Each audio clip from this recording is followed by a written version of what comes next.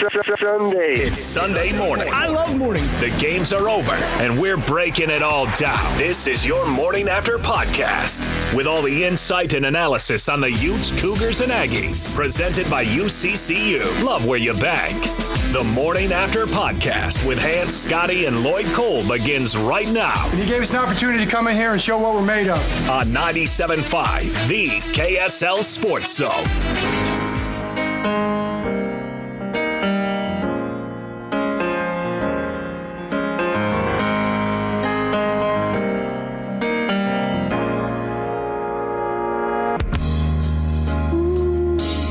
Why I'm easy.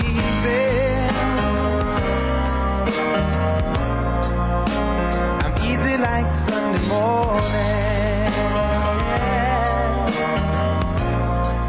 Welcome on in. It is another edition of the Morning After podcast. Hans Olsen, Scott Gerard, Lloyd Cole here with you, bringing it to you bright and early. Gentlemen, how are you?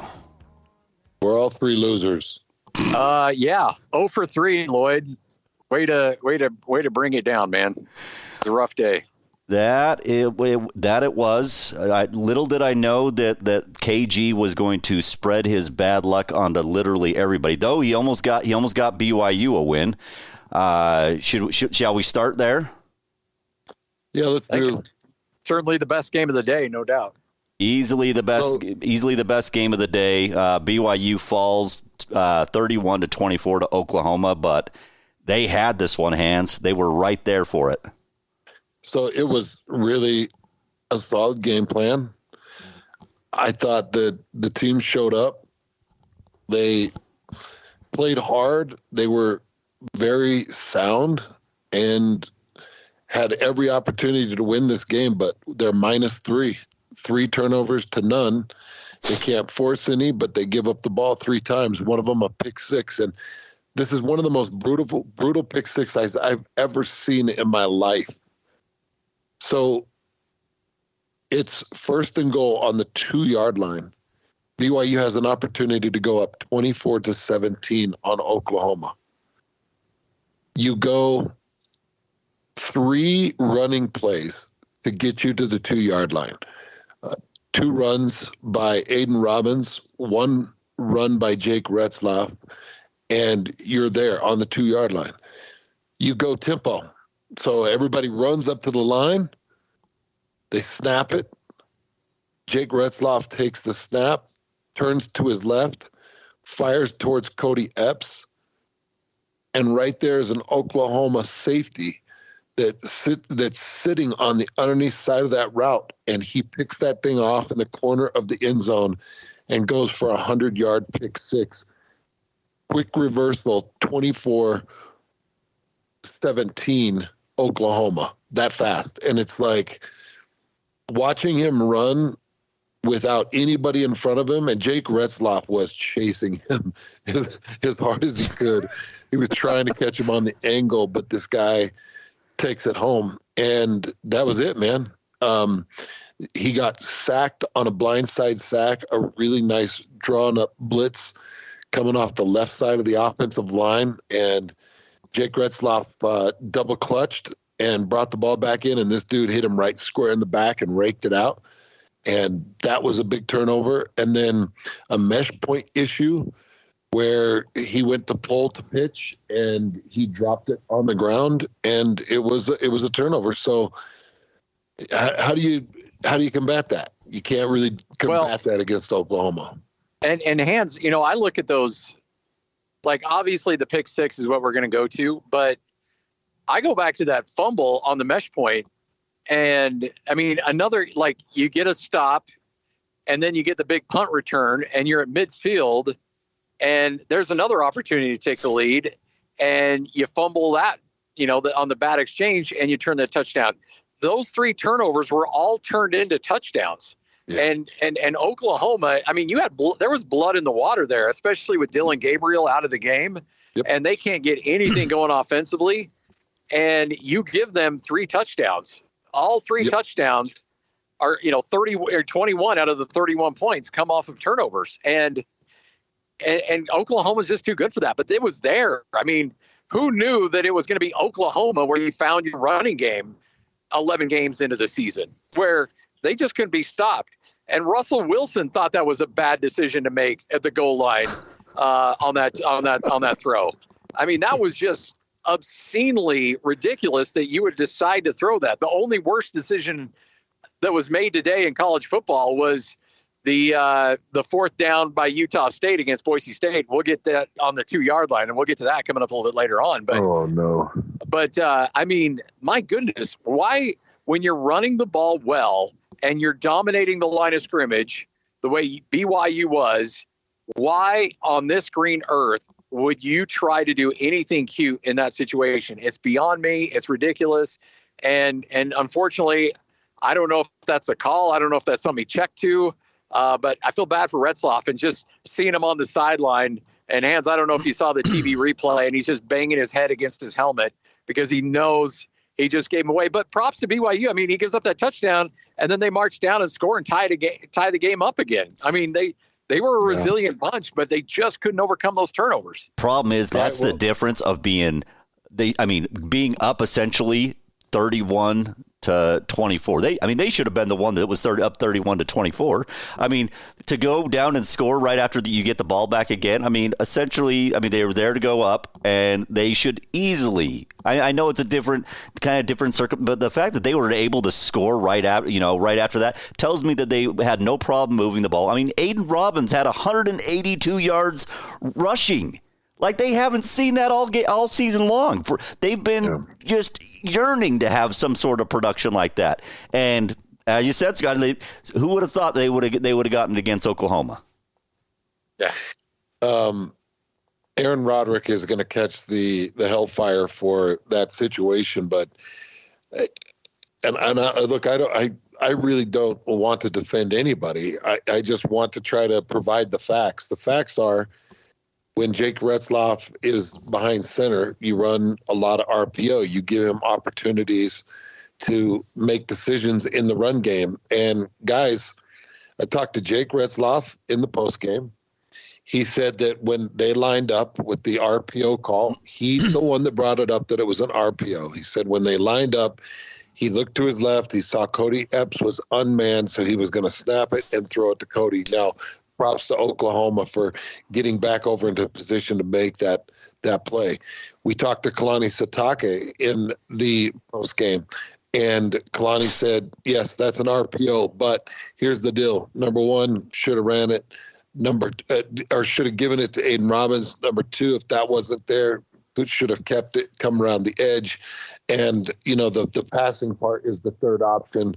And that is a far distant option when you're running tempo, you're running the ball well, and you're sitting on the 2-yard line. So it was really clear that was an RPO, and that's a kid that made a bad decision to throw that ball instead of run it. And it did. It changed the whole flow of the game. But I thought it was great that Jake Retzlaff, Cody Epps addressed it in the postgame. He said, yeah, that was an RPO. Yeah, I was targeted, but that was he was trying to describe kind of what was happening. They all brought it up, talked about it very openly, and that's exactly what it was. So here's the deal, guys. You tell me. Aaron Roderick calls in this RPO. Jake Retzlaff, he's got to make that decision, but he's got two different styles of run. Either he gives it to Aiden or he keeps it off the edge, but the pass is the distant third. Yeah, I don't know what to make out of that. And look, at the end of the day, this kid was playing JC ball, less than a calendar year ago. And you're putting a lot on his shoulders against a really elite team, and they're going to bait you into doing some dumb stuff. And so here's my perspective. Why make him make that decision when it's first and goal at the 2-yard line, right, and your offensive line is having themselves a day? Why even make him make that decision, Hans? Like, why even put that on him? If I've got a young quarterback up against a team like that, and I'm controlling the line of scrimmage, I don't even make him make that decision at the goal line, because you got to be so crazy careful there. Just say, look, you know what? You got one job. turn around and hand it to the kid from UNLV and let him score, and let's take a 7-point lead. Yeah. Number one team in the country in interceptions. They had 17 coming into this game. That was their 18th interception. So it's a good point. You know that this team's going to be bird dogging. They're right there at the goal line, which is crazy, man. You should have seen the movement from the safety. You know, when you're talking about some type of pinch run where they could have just found 2 yards up the middle, and this guy's breaking on a route off an RPO. It was a great play by him. But yeah, I get that, Scotty, and I think the three of us would like to put ourselves in that position and say, oh yeah, we would have called the run. We would have called the blast. And we would have gone, some type of power, probably rotated to 12 personnel and got it going downhill, because that's what they were doing and dominating with it. But yeah, he put it in Jake Retzlaff's hands and he threw the pick. And here's the deal. Jake Retzlaff has to learn from it, and they've got to be able to go to Oklahoma State and get this win. That's all there is to it. They have to find their 6th win on the road in probably a pretty tough environment against the Oklahoma State team. What, Lloyd, any idea what ended up happening between Oklahoma State and Houston? I am looking right now, actually. Now that you said that, I was actually just looking. Sorry, I'm pulling it up right now. It is Oklahoma State pulled it out 43-30. Oh my gosh, I can't believe it, because Houston was up like 24-9. Yeah, they outscored Houston 24-7 in the second half. Oh geez. Yeah. So that's a team in Oklahoma State that is they're 8-3, 6-2 in Big 12 play. I mean, that's on the road. I mean, it's weird to say, because I we're sitting there thinking that BYU's least likely chance of getting to a bowl game was going to be against Oklahoma, but that might have been their chance. Oddly to say, weirdly to say, like that might have been their chance to get there. Oh, might have. Well, I mean, if they play like they played yesterday, they'll have a chance against Oklahoma State. You just got to bottle up what you did and cut out on the turnovers, obviously. But that effort, because I had a coach tell me, and I told her this week, that the BYU looked broken against Iowa State. And they didn't look broken yesterday. I mean, they looked good. And they had some great moments, and they controlled the line of scrimmage. If you play that way, you'll have a chance against Oklahoma State. You'll be in that game. Aiden Robbins was great, guys. Did they find something? Is that I know Oklahoma's defense, they don't play necessarily a lot of it, but they found something there. They've played teams that you would think BYU's going to have success on the ground, and they just, for the most part, they haven't had it. Not this type of success. I mean, to rush for 217 yards against Oklahoma's, it's pretty impressive. Oklahoma's running a traditional 4-3 most of the time too. They were running 4 downs, and they were keeping a pack 3 tight. So it was a full 7-man box that they were running that inside zone into, and doing a heck of a job. I mean, I really don't know. And I asked Kalani, I said, did Coach Funk change up blocking schemes? Was there something you guys did different in practice? And he's like, no, it's the health of the running backs. It was the movement from the offensive line. It was the run threat from Retzlaff that keeps teams honest on the outside for the pull. It was, and he just kind of went down the list. But he's like, no, nothing's like dramatically changed. It's not like they brought in a new offensive line coach and switched out 3 guys trying to find the right formula. It was just something that started working, and you hope it works against Oklahoma State, Lloyd. I mean, if it worked against Oklahoma, it could work against Oklahoma State. And the other thing is, watching BYU yesterday match up with an Oklahoma team physically, they didn't look outmatched, outmanned. They didn't look like they've got miles and miles to come to be big enough and fast enough to compete with the best of the Big 12. They did against Texas. They did against West Virginia. They did against Iowa State, but they didn't against Oklahoma. For one reason or the other, like Scotty mentioned, they just bowed up, and they took the broken tag off of them, and we'll see if they can prepare and get ready for Oklahoma State now. Well, after several, you talked about after several, lopsided losses, they looked like a team that belonged in the in the Big 12, and you wouldn't even thought they had been having struggles. They looked like a team that really was firing on all cylinders. Hans, real quick before we move on to the next, to the next game to talk about, do you think that? Is this one of those games where it has can have a hangover effect? I mean, you weren't expected to be in this game, and there they were. And is this a game that they can build off going into Oklahoma State? Yeah, I think so. I really think so. And that bowl eligibility has been looming on these guys' heads for 5 weeks now. I mean, right. Just thinking, is this the week? Yeah, it sure feels that way. And I do think that Retzlaff is right there, and he's so close. I mean, he gets that win. Even if you just took one of those turnovers away, because like Scotty talked about, that's 21 points. That's 21 quick points, short fields, or pick sixes. So I do think that they're all going to find a little bit of energy in what they put together. And at the very minimum, I expect them to give Oklahoma State a good game. Oh, I did want to mention this too, guys, because it was obvious. They get all the receivers back. So they got them all back. They got Lassiter and Hill and Epps and the whole room. And there weren't as many alignment problems. And I really do think that filling a role and not having to fill somebody else's shoes made it a lot cleaner. So you didn't have guys that were out of place, and you didn't have a system that looked a little bit confused. Everybody was where they were supposed to be. They were lined up. They were getting off the ball, getting into their blocks, and getting into their routes in the right time. So that was that's a plus. Big positive. We'll take that. Yeah, big positive. All right, gentlemen, real quick before we move on, the Morning After podcast is brought to you by Utah Community Credit Union. Love where you bank. Let's move on to the Utes. Utes have a tough one. Get behind early against Arizona. They lose 42-18, and it was a game that got away from the Utes fast. And before I get into this game, I want to talk. I mean, me and Frank Dolce were doing the pregame show, and we probably about 20 minutes from this thing starting, we find out that the Utes are going to be without Carini Reed, Cole Bishop, Jonah Ellis. All out, none of them were dressed for the game.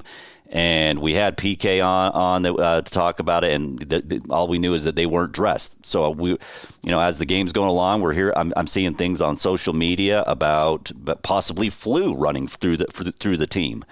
And when we get into the post game, Kyle Whittingham says Jonah Ellis is out for the season, a season-ending injury. So not sure what happened there. Carini Reed and Cole Bishop both dealing with what he said made it sound like was an injury of some sort. And not sure. I think Cole Bishop, it sounded like they might not be ready for Colorado, but possibly back for a bowl game. So you're looking at the Utes being already shorthanded, being out without Carini Reed, Cole Bishop, Jonah Ellis in this game, and it was a rough run from the get-go. You had Arizona scores right out of the gates on a trick play, and then the next Utes go 3 and out, blocked punt, and that's returned for a touchdown, and it was sayonara. The game was before you knew it, it was 28-0 in the second quarter, and Utes were playing catch up in a rainy game in Tucson, and it was this one was a tough one for the Utes. It was another game where you guys talked about it with Frank, by the way, on Thursday, where if Bryson Barnes is flirting with 300 yards and the running game's not happening, it's probably not going to go their way, and it didn't. I listened to some of the post game with you and Frank, and heard you guys talking about Jalen Glover and kind of your take on Glover, what you had expected from him and what he's kind of becoming for the University of Utah. What does his future look like? And what are you seeing from his run game that's so frustrating to you?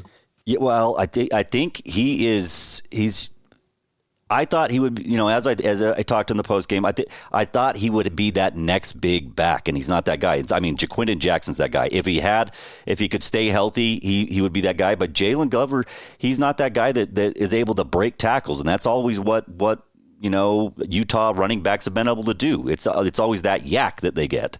It's breaking tackles and making something happen. And Jalen Glover, he's showed little flashes here and there where he's got a little wiggle in his step, but like for the most part, like if he gets breathed on wrong, like he's fallen over. Like he doesn't have that, and I'm surprised by that.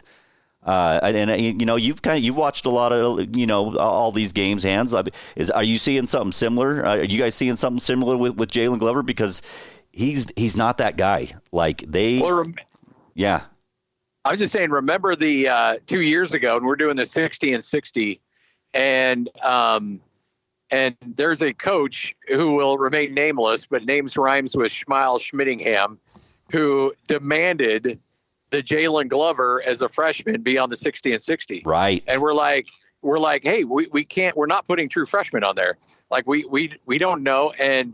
And there were so many people in that program that thought this guy was going to be the next great running back, and it just isn't happening. And that's why you got to be careful with these kids, because you put that kind of pressure on. And I'm not pointing out Kyle in particular. I'm just saying, like, sometimes fan bases see these kids as true freshmen and think, oh, this guy's going to be great. This guy's going to be awesome.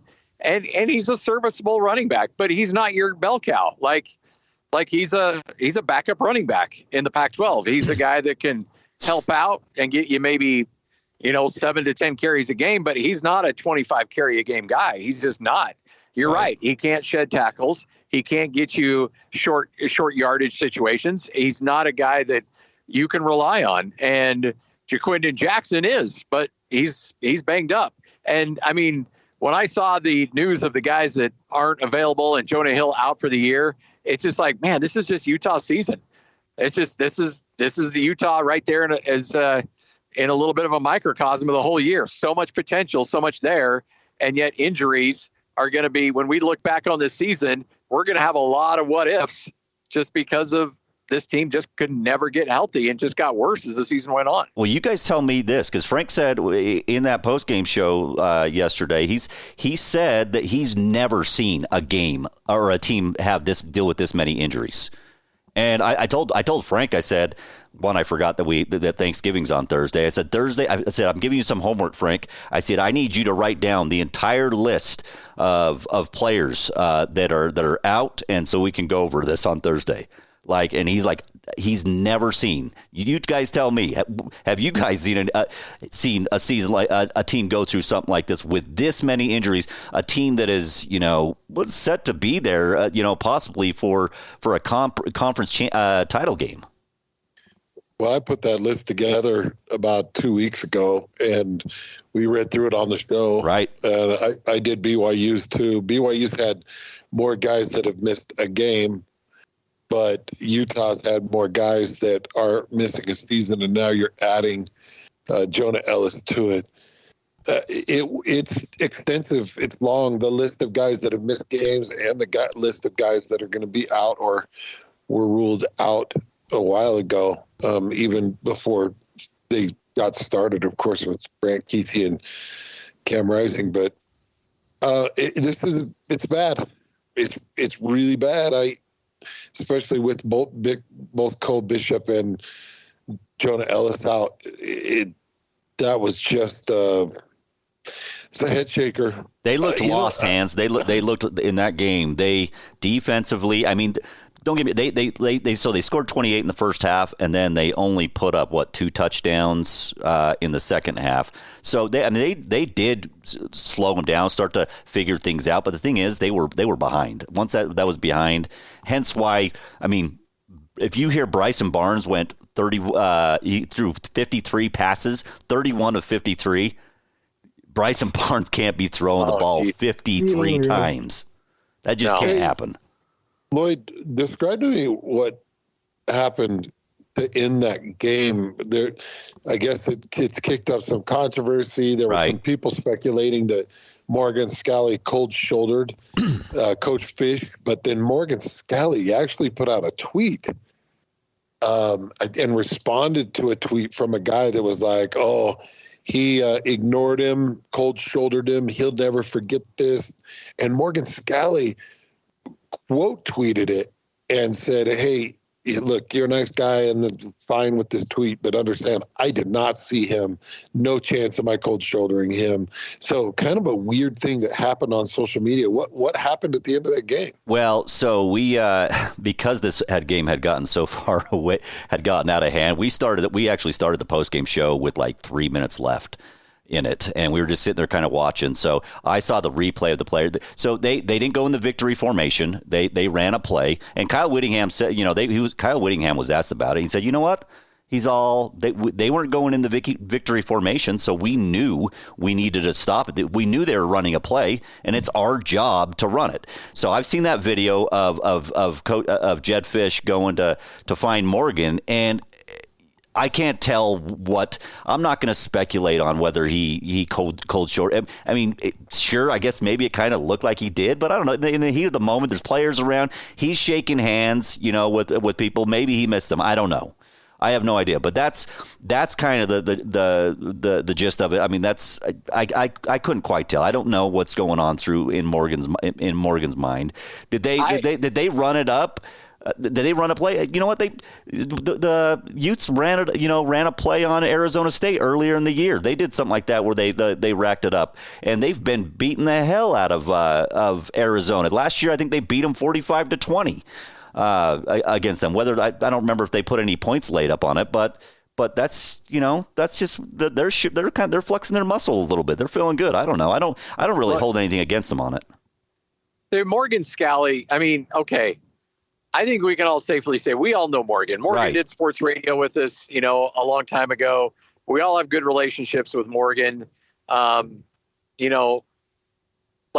be honest here. Like I think all three of us can say with a certain level of authority, just because we know Morgan didn't cold shoulder the dude. Right. Like if there's a coach that I would 1000% believe would never cold shoulder a guy, it's Morgan Scally, because Morgan, that's just not his DNA. Like, we know Morgan. Right.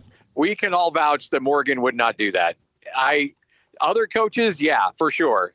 And other coaches, I would say, I don't know because I don't know them personally, but we all know Morgan personally. We know him not just as a coach, but personally. And Morgan just wouldn't do that. Like I can safely say there's no way Morgan would have done that on purpose. I don't see it either, because number one, Morgan could put himself in Coach Fish's shoes and say, yeah, we'd done the same. I mean, I believe Kyle tried to kick an onside and just kind of was trying to push the tempo, see if he could get anything going in the late part of that. And then you throw that ball because you're like, I want to get competitive. We'll finish this thing up.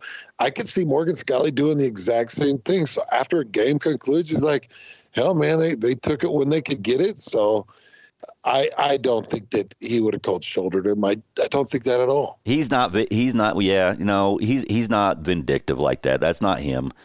Like, you know what? But he was embarrassed, and he's not going to let that happen. I'm sure it'll be in the back of his mind, like, I'm not letting that happen again. But yeah, I don't see him being weird about it at the end.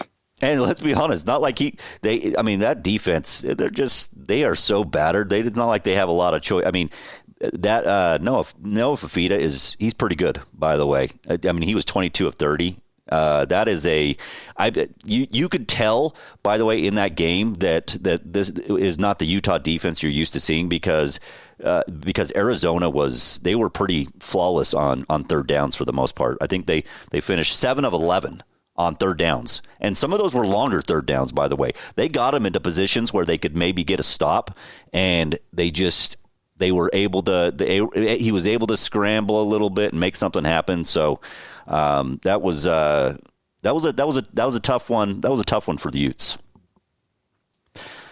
Let's move. Oh, go ahead, Scotty. I was just going to say, the mindset of the Utes right now, I mean, obviously they're going to a bowl game.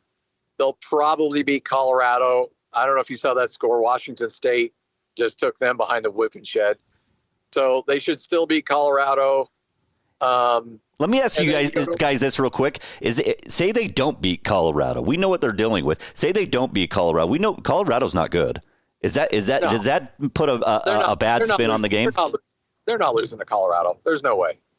If they do, does that put a bad spin on their season? Oh, yeah. Horrible. It would, right? Yeah.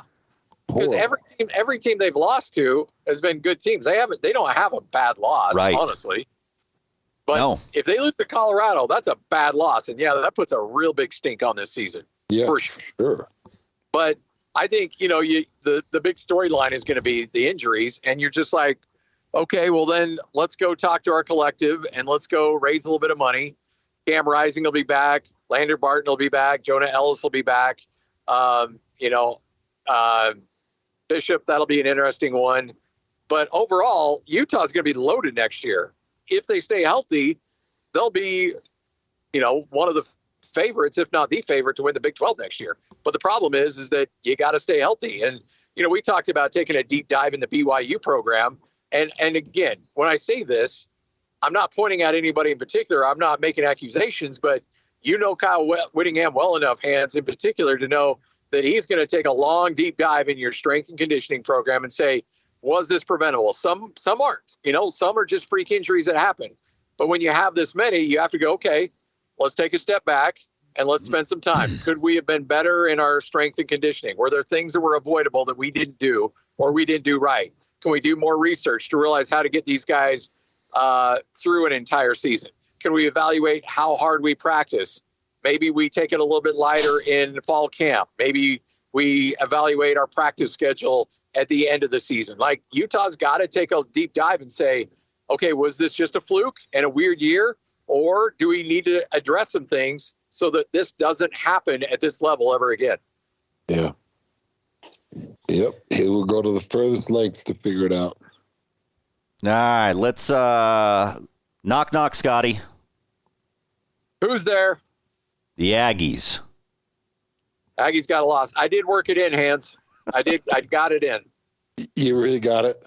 Yeah, it was in the third quarter, and Utah State was getting beat up pretty good. So let's just say it's not the most excitable knock, but I did get it in. I haven't listened to it yet. Our guy Alex sent it to me last night, and I have not listened to it yet, but I will.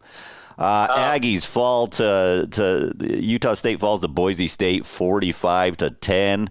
And you see Cooper Legas, McCae Hillstead, and even Levi Williams all getting some time. Talk to us a little bit about this one, Scotty. Yeah, this was an interesting game because Utah State has never led this entire year at the end of the first quarter. It's never happened. Well, they dominate the first quarter, just dominate the first quarter.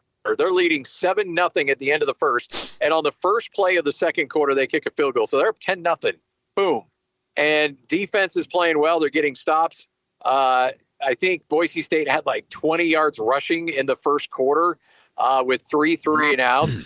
And I'm thinking, hey, this is it, man. This is the year. Utah State's going to hang in there, and they're going to have a chance to beat Boise State. And on the very next drive for Boise State, George Halani, as Utah State has kind of a blown assignment at the defensive line, and he goes 75 yards for a touchdown. It's 10-7. All right. Next play offensively, Utah State fumbles. Boise State on the very next play scores a touchdown. So in about 22 seconds of gameplay, Utah State goes from being up 10-0 to being down 14-10. Even then, Cooper Legas takes them right down the field. It's 4th and goal from the 2-yard line. And Utah State runs a really funky, weird fly sweep to one side where Terrell Vaughn then rotates back around to the other side, and he's supposed to hit the tight end. Instead, it's intercepted as Boise State was just sitting on the route. It's returned back to the 20-yard line, another touchdown. And then after that, it was done. Boise State scores 31 points in that second quarter. They run, Hans, for 207 yards rushing in the second quarter. The second quarter, they have 200 yards rushing alone. They're up 31-10 at halftime. And then, oh, by the way, the play before that fourth down play, Cooper Legas, who'd been playing really well, injures. It looked like, we didn't get an official report, but kind of looked like he injured his shoulder. He leaves the game. McCae Hillstead comes in, and then he gets injured in the third quarter, and Levi Williams finishes the game. But Utah State loses 45-10. And Boise State put in Taylon Green. He was the quarterback. He's a really good running quarterback, but he can't throw the ball lick. And he never had to. He never really had to throw the ball down the field because George Halani and Ashton Genty, these two-headed monsters for Boise State, it was like Air Force, where you know what's coming and you just can't stop it. And all the issues Utah State's had with their defensive line just came up and really bit them in the butt. And it was just Boise State was more physical up front. They were more powerful. Utah State gave up, I want to say, 9 sacks in the game. 6 of them came in the first half. And it was just an old-fashioned butt whooping. I mean, just plain and simple. And Utah State now, much like BYU, they have to go on the road next week. They'll play New Mexico on Friday, and they need that game to get bowl eligible. So I got to listen to you and Kevin and heard when Cooper went down, then heard when McCae was sitting on his butt, not getting up. He was down and couldn't get off his butt. How injured is Cooper? How injured is McCae? And what is the situation going into that final week for the quarterbacks? Great question. And I'll just be honest, I don't know. I mean, I had to catch a flight to the Cayman Islands, so I had to leave before post-game. I had to leave right at post-game to catch a flight. So I don't know right now as of early Sunday morning. I'll dig into it a little bit more, but it might be Levi Williams, the third stringer, getting the go against New Mexico. And even with Levi, they should still beat New Mexico. They really should. Jeez. What was that say about New Mexico? Jeez. No, they should. But I heard you saying, did I hear you say it was like Levi's last shot with Utah State that he was leaving or portal? Or? Yeah, so it's actually a really cool story. He's got his degree, and he his soon-to-be wife, his fiancée, is one of, she's on the volleyball team and probably the best player on that volleyball team that has won 14 consecutive matches in a row. They're the 1 seed going into the Mountain West Conference tournament. And she's done. And his goal in life was always to be a Navy SEAL. So, wow. He sees the writing on the wall. So he's essentially quitting football after this year to go into the military, and he wants to be a Navy SEAL. And so that's his plan right now. So this will be his final go as a college football player, even though I think he has another year, maybe even 2 years of eligibility left. Oh, that'd be cool for him to get this team bowl eligible, go win a bowl game for him. Yeah, no doubt. When did you say? When did Cooper go? When did Cooper go out in this game? It was second quarter when they were down 14-10 and when they were trying to take the lead back at 17-14. Man, because he was 8 of 12 for 128 yards, and it really seems like it was going to be a ball game, and then it didn't go anywhere after that. Yeah, and again, there were multiple opportunities. It's sometimes you see a game and you're like, okay, that was 45-10, but Hans, you know better than anybody. There's just 1 or 2 plays that can keep a game close or make it a blowout. And I do think Utah State, just 1 or 2 plays away or 1 or 2 little adjustments, could have been in this game.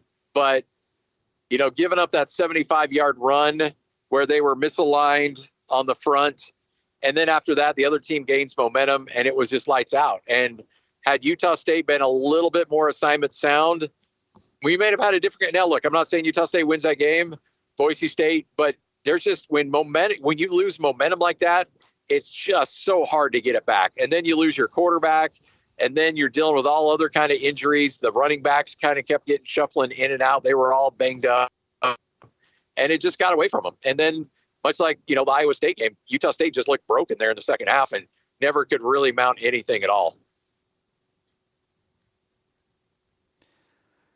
Well, it'll be interesting to see if Utah State and BYU can get bowl eligible. I think Utah State does, and I think BYU is probably around a 30% chance. From what I saw against Oklahoma, it gave me a little bit of hope, and Oklahoma State did not look good through 3 quarters against West Virginia. So maybe, just maybe, but like Lloyd said, man, I mean, that's Oklahoma State 6-2.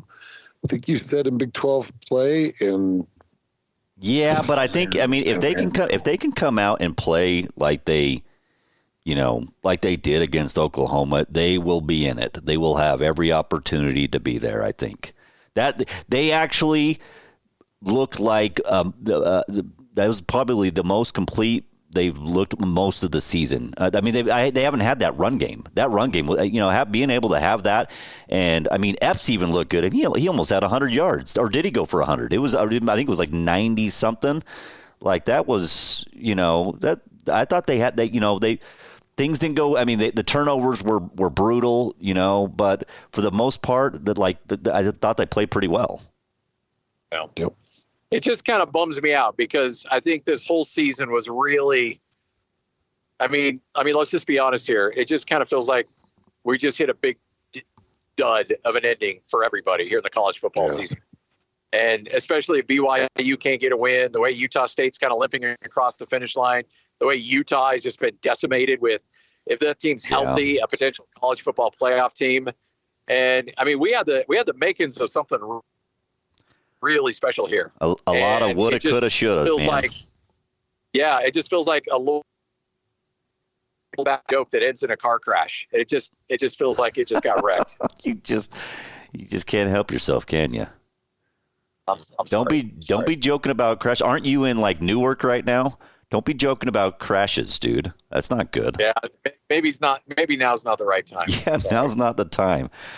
All right, gentlemen, what do you got for the rest of your Sunday? I know what you got, Scotty. You're doing a little bit of traveling. I think I'm going to go back to sleep possibly. Hans, what you got going? Where are you at? What you cooking? Well, Lloyd, I think that I am going to take care of my ecclesiastical duties. And nobody believes that. Amanda, take care of my ecclesiastical duties this morning. Every Sunday. There you go. Hey, what's up, Mama? What's up, guys? You're making your morning after podcast debut. Say something. I feel really special to be a part of this group. We're sorry that we occasionally have to wake you up, Amanda. I'm really sorry about sending you those text messages. Why does Amanda Olsen get to be on the morning after and Jenny Gerard does not get to be on the morning after? Oh, we got problems. You've been joining us on Football Fridays at El Matador quite often. Well, that's true, but it's because it's down the street. How's Scotty, if you know what I mean? Hey. Oh, don't. I see where this is going, and I don't know if I'm okay. I don't have a dump button here. He's doing well. It's a podcast, Lloyd. And so am I. If you know what I'm saying. Amanda got some stories. Maybe she can share the inside scoop. Well, I have a few. Yeah. What stories do you think you have? I can't tell them on this. Yeah. Hey, it's a podcast. You can literally do almost anything, Amanda. Let's just say her stories are too big. Jeez. That I almost believe that as much as you going to church later today too. I'm gonna be watching my Raiders. Oh, you know it, right, bud? What time did they play, Hans? I don't even know. What time did they play? It's at 11. Yeah, you don't even know the time. Oh man, I love you. I love it. Just win, baby. Just win. All right. Oh, of course I know what time they are. They kick off at 11 o'clock on CBS. Oh, so you pulled it up. Good to know. Good to know. I know you're looking at it right now on your computer, but okay. All right, gentlemen. Well, Scotty, safe travels. Hans, you guys have a good one. We will do this again at noon tomorrow. Join us as we break down these games. The Morning After podcast, of course, brought to you by UCCU. Love where you bank. Hans Olsen, Scott Gerard, Lloyd Cole, right here on 97.5, the KSL Sports Zone. This has been your Morning After podcast with Hans, Scotty, and Lloyd Cole, presented by UCCU. Love where you bank. Catch more of the Hans and Scotty Show weekdays from noon to 3 and in podcast form by searching Hans and Scotty on your podcasting platform of choice. This is 97.5, the KSL Sports Zone.